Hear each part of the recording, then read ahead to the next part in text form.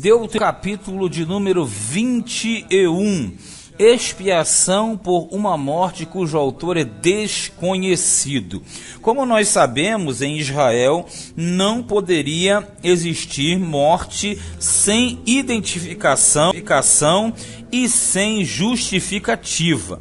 Então, na verdade, quando aparecia uma pessoa morta, ela deveria ter o quê? Um responsável. Então, nesse caso aqui, seria averiguado qual o elemento, ou melhor, averiguada qual a cidade mais próxima para se tornar a responsável por aquele corpo morto.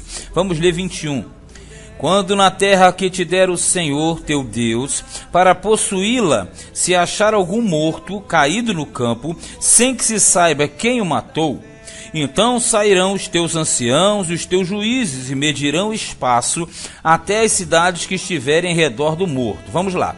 Uma pessoa apareceu morta num espaço entre duas cidades, no campo, no caminho. O que acontece? O sacerdote, ou os juízes, ou os anciãos, no caso os líderes, eles fariam uma marcação, uma medição, para saber a cidade mais próxima. Aqui no 3, e na cidade mais chegada ao morto, os anciãos da mesma cidade tomarão uma bezerra da manada que não tenha trabalhado, nem tenha puxado com o jugo, quer dizer, virgem, zerada.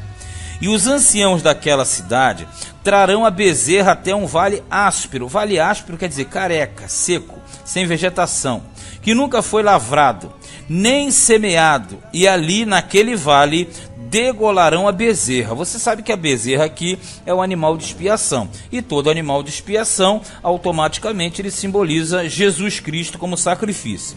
Aí eles levavam o animal e ali ele seria desnucado, né? O que é desnucado? Oferecido em sacrifício, cortava a cabeça e sangrava aquele animal. Quando aquele animal era sangrado, estava sendo feita a expiação por aquela camarada que morreu de forma desconhecida, sem saber o autor, né? Então se achegarão os sacerdotes, filhos de Levi, pois o Senhor teu Deus os escolheu para o servirem e para abençoarem em nome do Senhor. E pelo seu dito se determinará toda demanda e toda ferida.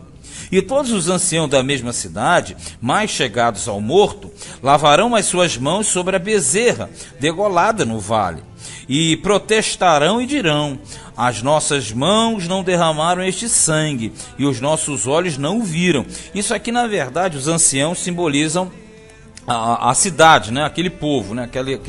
aquele vilarejo, se for o caso.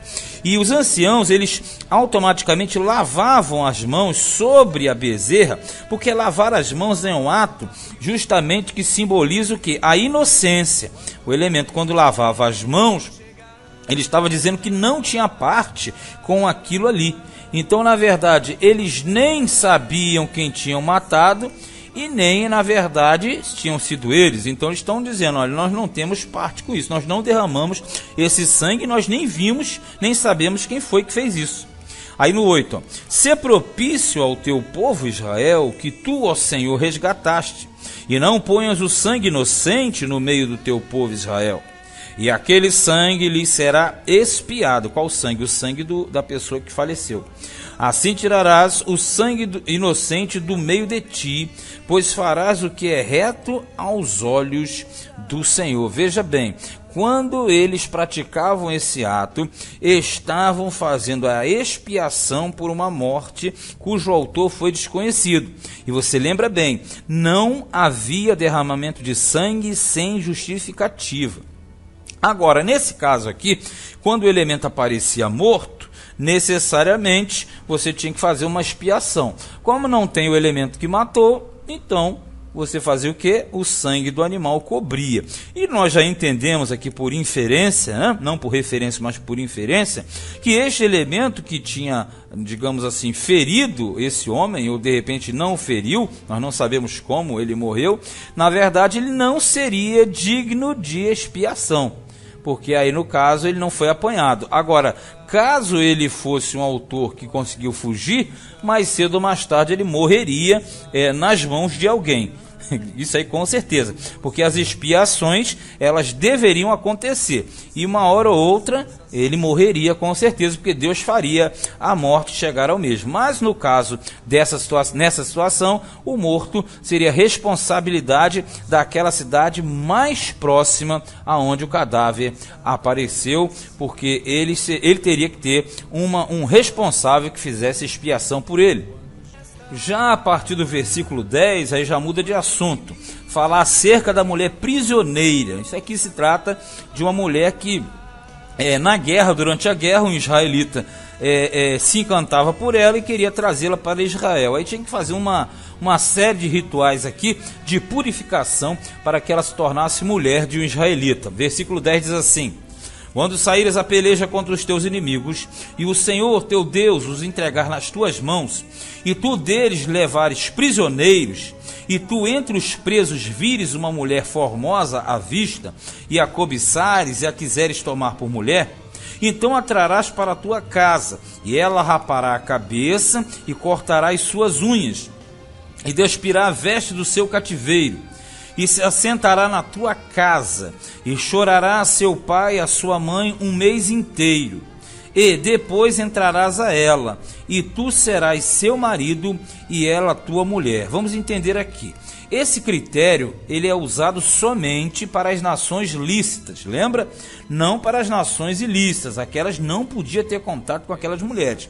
Mas quando era no caso de uma nação que era permitido, que não era abominável, diante do Senhor, então ele tinha que trazer aquela mulher, rapar a cabeça dela, cortar as unhas da mulher, trocar o vestido do cativeiro, quer dizer, tirar as roupas de prisioneira, colocar roupas novas, e ela choraria sua mãe e seu pai um mês inteiro. Isso aqui na verdade era um pranto, um luto. Esse período era o que ela estava se desvinculando totalmente da sua vida anterior, e ela entraria num outro sistema. Aí depois o cidadão israelita, no caso, ele entraria a ela, quer dizer, ele teria contato com ela, e ela seria mulher dele e ele seria seu marido. Então essa mudança de vida saía de uma vida de escrava e convertia-se numa esposa israelita. Então essa ruptura com a vida passada incluía justamente esse luto aqui, pai e mãe, né? Já que tudo isso acontecia como num sistema, como se ela tivesse morrido e nascido de novo, né? Ela comportar como se estivesse tudo zerado, tudo de novo. Agora aqui no versículo 14 continua e diz assim: e será que, se te não contentares dela, a deixarás ir à sua vontade? Porque isso aqui é comum. Nós falaremos mais à frente a respeito do divórcio. Isso vai vir lá no capítulo 24. Mas aqui era o seguinte: quando o homem não se agradava da mulher, ele podia dar a carta de divórcio para ela. Só que tem um critério aqui.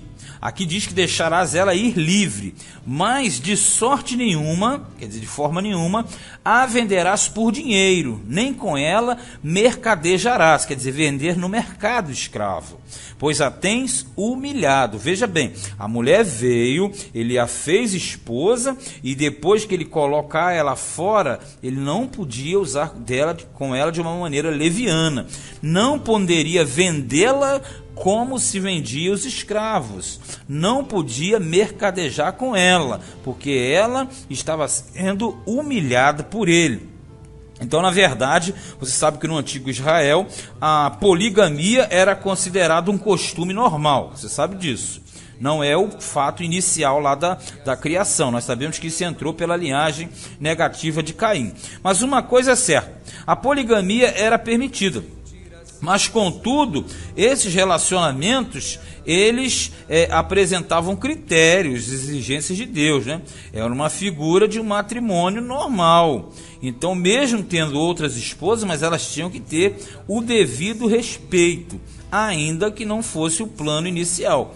Então, na verdade, esta visão aqui, ela permanece através da igreja hoje. Por quê? Quando você pega a igreja na verdade é o que? A noiva de Cristo.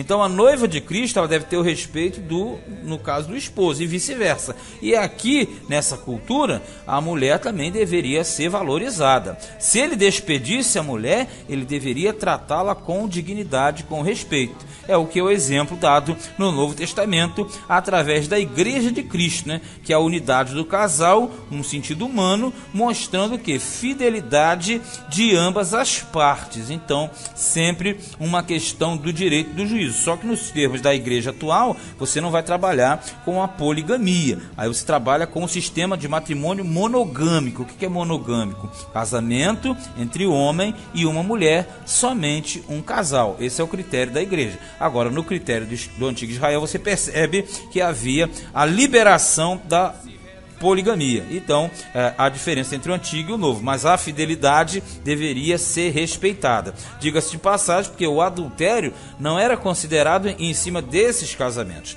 Adultério é quando um homem ele tinha relações com uma mulher que pertencia a uma outra pessoa. Aí se constituía adultério, não nesse caso aqui. Já no versículo 15 nós temos o direito da primogenitura. O direito da primogenitura, você já deve saber, isso é antigo, isso é semita, né? Vem do sistema semita. Sempre o primeiro filho, ele deveria ter as porções dobradas do pai. E aqui tem um critério muito rigoroso. Diz assim: quando o homem tiver duas mulheres, uma a quem ama e outra a quem aborrece, e a amada e a aborrecida lhe deres filhos, e o filho primogênito for da aborrecida, como acontecia no caso de Jacó, né? Jacó tinha Raquel e Leia. Leia dava filhos e Raquel não tinha filhos. Só que a Raquel era a amada e Leia a aborrecida. E aqui ele está mostrando que não podia ser trocada a ordem natural. 16. Será que ele, o dia em que fizer herdar a seus filhos o que estiver, não poderá dar a primogenitura ao filho da amada, adiante do filho da aborrecida, que é o primogênito? Mas ao filho da aborrecida reconhecerá por primogênito, dando-lhe dobrada porção de tudo quanto tiver. Porquanto aquele é o princípio da sua força, o direito da primogenitura seu é. Porque o primogênito ele tinha o direito a tudo em dobro, porque ele era o princípio da força, quer dizer, o filho da juventude. Então não se podia trocar, inverter o sistema. Isso era muito comum de acontecer, porque o elemento tinha várias mulheres, gostava mais de uma do que a da outra, então às vezes nascia o filho que vinha bem mais tarde, ele passava todo o privilégio para o filho mais novo, e o mais antigo, por não ser filho de uma mulher que ele amava, aí ele deixava de lado. Aqui ele diz que não, o correto era fazer justiça.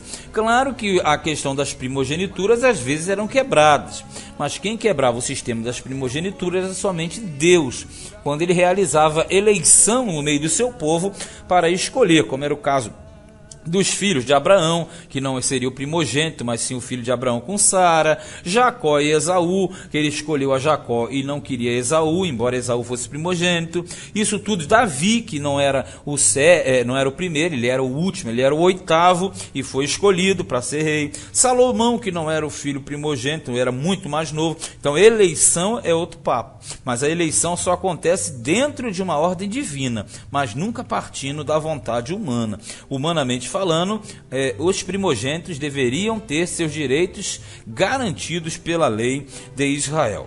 Agora no 18 fala acerca dos filhos desobedientes. Quando alguém tiver um filho contumaz e rebelde, contumaz e teimoso, que não obedecer à voz de seu pai e à voz de sua mãe, e castigando eles, lhes não der ouvidos, então seu pai e sua mãe pegarão nele e o levarão aos anciãos da sua cidade e à porta do seu lugar. E dirão aos anciãos da cidade: este nosso filho é rebelde e contumaz, não dá ouvidos à nossa voz, é um comilão e beberrão. Então todos os homens da sua cidade o apedrejarão com pedras, até que morra. E tirarás o mal do meio de ti, para que todo Israel o ouça e tema. Vamos lá. Filho desobediente. Se ele fosse desobediente, ele teria que morrer. E o detalhe, os pais deveriam entregar o filho aos anciãos para que ele fosse morto a pedras. Aí você pode falar assim: não, mas isso aqui é muito difícil. O pai e a mãe não vão entregar o filho para morrer. Aí é que mora o perigo. Porque caso os filhos fossem beberrões, comilões, desobedientes, etc., contumazes, né? Se eles não fossem entregues, aquilo traria maldição para o sistema, e não somente para o sistema, traria para o pai e para a mãe. Então na lei era um problema sério, porque na verdade se você se omitisse na disciplina, quem na verdade levaria iniquidade era você. Isso podia causar mortes prematuras, problemas, lepras e por aí vai uma série de coisas. Então, por mais que você pense que é difícil, realmente é difícil, mas se os pais não entregassem esse elemento, ele estava quebrando o mandamento, porque no mandamento diz o quê? Honra teu pai e tua mãe para que prolongues os teus dias de vida na terra que o Senhor teu Deus te dá. Então não cabia ao homem, à mãe ou ao pai perdoar a pessoa. Se eles não entregassem, consequentemente, eles mesmos levariam sobre si a iniquidade. Aí é um problema. Aí ele não entregava o filho para morrer, acabava que no final poderia morrer o filho, o pai, a mãe, todo mundo. E aí? É um caso a pensar. Mas na lei, se não entregasse, a maldição viria. Agora no versículo 22 e 23, nós temos a única passagem da Bíblia que fala a respeito da morte de Jesus. Fala assim, ó, os cadáveres serão tirados do patíbulo.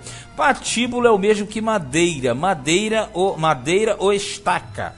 Aí diz assim, ó, quando também em alguém houver pecado digno do juízo de morte, e haja de morrer, e o pendurares no madeiro, vamos entender isso aqui. Quando uma pessoa era digna de morrer, de morte, ela é morte assim, matada, no caso poderia ser apedrejada ou queimada. Agora tem um detalhe, quando o elemento era pendurado no madeiro, ou numa árvore ou no muro, quando ele morria suspenso do chão, esse elemento era considerado maldito de Deus. O que era o maldito de Deus? Aquele que era considerado um transgressor seríssimo contra Deus. Então, como ele era amaldiçoado, ele deveria morrer pendurado. Mas só que havia um critério para o pendurado. Aqui diz, ó, o seu cadáver não permanecerá no madeiro, mas certamente o enterrarás no mesmo dia. Porquanto o pendurado é maldito de Deus. Assim não contaminarás a tua terra, que o Senhor teu Deus te dá em herança. Vamos compreender aqui. Quando o elemento era um assassino, alguém muito perversa, ele era julgado como digno de ser pendurado. Esse cara é maldito de Deus. O maldito de Deus, ele era pendurado no madeiro. E ele não podia ficar até a noite, tinha que ser tirado e enterrado no mesmo dia. Esse era o critério. Agora, o que isso aqui tem a ver com Jesus? Você sabe que Jesus morreu pendurado na cruz, com o pé suspenso. Por que Jesus morreu com o pé suspenso da terra? Porque ele se fez maldito por nós. E entra aquela questão, lá de Gálatas capítulo 3, versículo 13. Cristo nos resgatou da maldição da lei, fazendo-se maldição por nós, porque escrito está, maldito todo aquele que for pendurado no madeiro. Então Jesus morreu pendurado no madeiro, porque ele estava fazendo a expiação, a pior expiação da lei. Ele estava morrendo como um maldito de Deus, ainda que ele não fosse maldito. Então essa passagem é a única referência para você compreender a morte de Cristo na cruz. Só que devemos ressaltar que a morte na cruz, ela foi criada pelos persas. Os persas criaram a morte de cruz. E essa morte de cruz foi automaticamente adaptada ou incorporada pelos romanos na sua cultura. Por isso que durante a morte de Cristo, naquele período, nós encontramos pessoas sendo crucificadas. Mas aquele método de morte não foi criado pelos romanos. Foi criado pelos persas e importado pelos romanos. Agora você vai entender por quê, né? Na época de Jesus morrer, deveria ter um tipo de morte que se adequava a este sistema aqui. E por isso que Jesus morre crucificado com os pés suspensos. Todo aquele que morre com o pé suspenso da terra era considerado, era e é, maldito de Deus. No caso você tem na Bíblia Absalão, morreu pendurado no carvalho, mas ele era digno de morte, porque ele desonrou pai e mãe. Você pega, por exemplo, Judas, que traiu Jesus, ele se enforcou, ele ficou pendurado, depois caiu do precipício, por aí vai. Então, na verdade, todo aquele que morreu suspenso no chão era considerado maldito de Deus. Por isso que Jesus morreu suspenso do chão, só que no critério da cruz. Mas a cruz, como eu disse, era um critério persa que foi adotado pelos romanos. E lembrando de novo que patíbulo é o mesmo que madeira ou estaca, porque existe até algumas religiões aí que pregam que Cristo não morreu numa cruz, que ele morreu numa estaca. Sabe por quê? Porque pelo padrão israelita, a morte era uma estaca. Só que nós devemos entender que o padrão de morte na época era pelo Império Romano, porque o judeu não tinha poder para matar, tirar ou dar a vida, e eles deveriam respeitar o critério do Império Romano. Este aqui foi Deuteronômio, capítulo de número 21.